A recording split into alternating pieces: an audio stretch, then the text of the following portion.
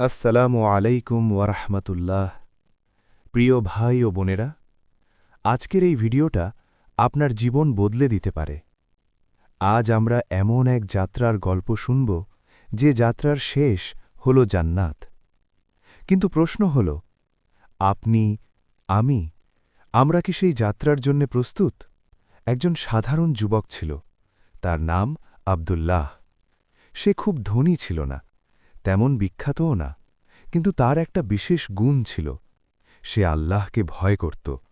বন্ধুরা যখন গুনাহ করত, সে চুপচাপ সরে যেত। রাতের অন্ধকারে সবাই যখন ঘুমিয়ে যেত, সে উঠে দাঁড়াত তাহাজ্জুদের নামাজে।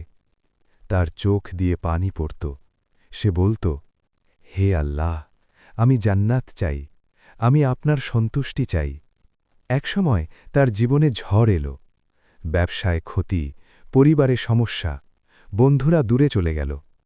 একদিন সে একা বসে কাঁদছিল। শয়তান ফিসফিস করে বলল, এই সব ইবাদত করে কি লাভ?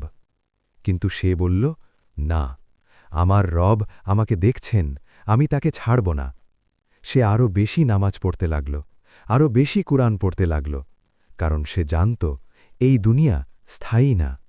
একদিন হঠাৎ তার অসুস্থতা শুরু হল। ধীরে ধীরে সে মৃত্যুর দিকে এগোতে লাগল। তার চারপাশে পরিবার, সবাই কাঁদছে, কিন্তু তার মুখে ছিল শান্তি।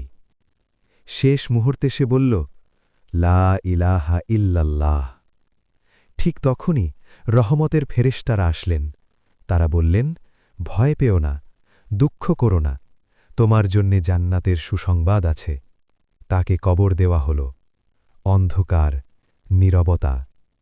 হঠাৎ তার কবর আলোয় ভরে গেল। দুইজন ফেরেশতা প্রশ্ন করলেন, তোমার রব কে? সে বলল, আমার রব আল্লাহ। তার কবর প্রশস্ত হয়ে গেল।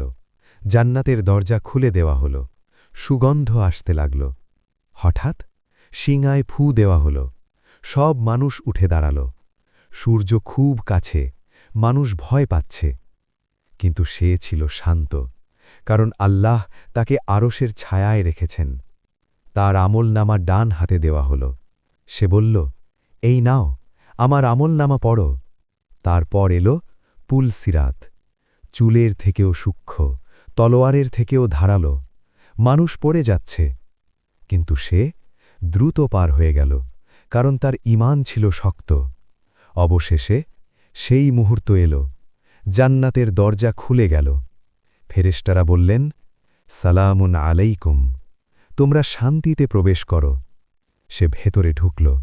সবুজ বাগান, নদী, সুন্দর প্রাসাদ, যা সে কখনো কল্পনাও করেনি। সেখানে নেই কোনো দুঃখ, নেই কোনো ভয়। সে যা চায় সব পায়। সবচেয়ে বড় কথা, সে আল্লাহর সাক্ষাৎ লাভ করে।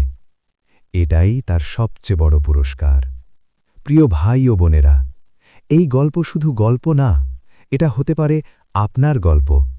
আপনি কি জান্নাত চান? তাহলে আজ থেকেই শুরু করুন।